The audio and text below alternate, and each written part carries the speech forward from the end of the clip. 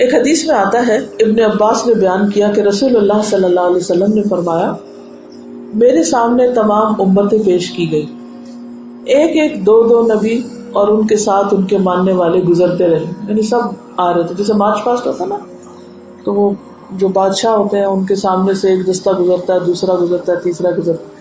تو اسی طرح نبی صلی اللہ علیہ وسلم کو یہ کیفیت دکھائی گئی، آپ کے سامنے سے لوگ گزر رہے تھے. بعض نبی ایسے بھی تھے جن کے ساتھ کوئی بھی نہیں تھا، ایک شخص بھی ایمان نہیں لایا. آخر میرے سامنے ایک بڑی بھاری جماعت آئی. میں نے پوچھا، یہ کون ہے؟ کیا یہ میری امت کے لوگ ہیں؟ کہا گیا کہ یہ موسیٰ علیہ السلام اور ان کی قوم ہے. پھر کہا گیا کہ کناروں کی طرف دیکھو. میں نے دیکھا کہ ایک بہت ہی عظیم جماعت ہے جو کناروں پہ چھائی ہوئی ہے. پھر مجھ سے کہا گیا کہ ادھر دیکھو، ادھر دیکھو، آسمان کے مختلف کناروں میں. میں نے دیکھا کہ ایک جماعت ہے جو تمام افق پہ چھائی ہوئی، پورا ایریا اس میں بھرا ہوا. کہا گیا یہ آپ کی امت ہے اس کثرت سے، اور اس میں سے 70,000 لوگ بغیر حساب کے جنت میں داخل ہوں گے. ان سے کچھ بھی نہیں پوچھا جائے گا. یہ ایسے ہی کہ بغیر انٹرویو کے آپ کو بہترین جاب مل جائے گی. اس کے بعد آپ اپنے حجرہ میں تشریف لے گئے اور کچھ تفصیل نہیں فرمائی. لوگ ان جنتیوں کے بارے میں بحث کرنے لگے کہ کون لوگ ہوں گے.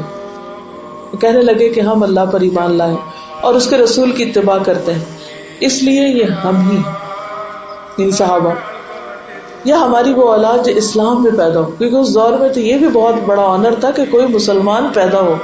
آج تو ہم نے اس کو بس ایسے ہی ایک وہ لے لیا ہے نا، اس کی کوئی قدر ہی نہیں، اس پر کوئی شکر ہی نہیں کہ ہم مسلمان پیدا ہوئے، کیونکہ ہم جاہلیت میں پیدا ہوئے تھے.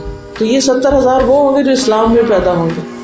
یہ بات ہے جب آپ کو معلوم ہوئی تو آپ باہر تشریف لائے اور فرمایا یہ وہ لوگ ہوں گے جو کسی سے دم نہیں کراتے، فال نہیں دیکھتے اور داغ کا علاج نہیں کرواتے، یعنی آگ سے جو علاج ہوتا ہے، بلکہ اپنے رب پر بھروسہ کرتے ہیں.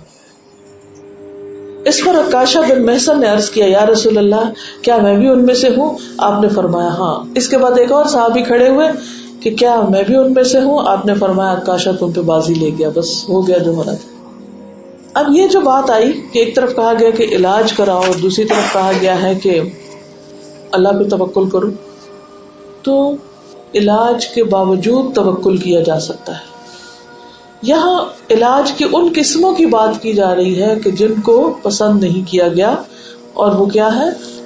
آگ سے داغ لگانے، جسے کہتے ہیں کہ جلانا کسی چیز کو، کسی زخم کو جلانا یا کسی خاص چیز کو، تو اس علاج سے منع کیا گیا.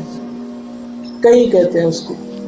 اسی طرح دوسری چیز جس سے یہاں منع کیا گیا وہ ہے فال دیکھنا، شگون لینا، تیارہ. اور تیسری چیز جو کسی سے دم نہیں کرواتے، یعنی شرکیہ دم مراد ہے، کیونکہ جو مسنون دم ہے وہ تو آپ صلی اللہ علیہ وسلم نے خود بھی بتایا اور کیا بھی ہے. تو اس لیے شرکیہ دم جو ہے جس میں اللہ کے سوا کسی اور کو پکارا جائے، یا یہ کہ اس کو کچھ لوگ جیسے کوئی پیشہ بنا کے بیٹھے ہوتے ہیں، تو خاص طور پر دم کرانے کے لیے کوئی کہیں جائے تو یہ چیزیں درست نہیں. پھر مغیرہ بن شعبہ سے روایت ہے کہ رسول اللہ صلی اللہ علیہ وسلم نے فرمایا، وہ آدمی توکل سے بری ہو گیا جس نے اپنے بدن پر داغ لگایا یا دم کرنے کو کہا.